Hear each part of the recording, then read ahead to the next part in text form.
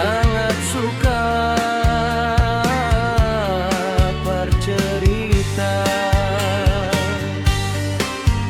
Kulihat raut rupanya masih bertenaga,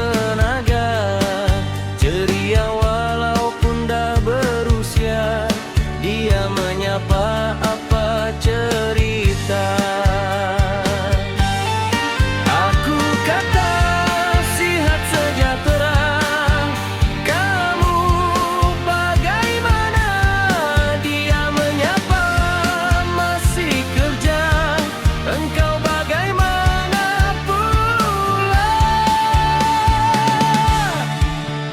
Sapaku, aku bersara, mengurus rumah tangga, juga bantu saudara mara.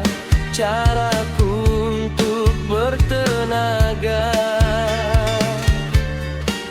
itulah perbualan kami, sahabat dulu dan kini, berdikari atas kaki sendiri.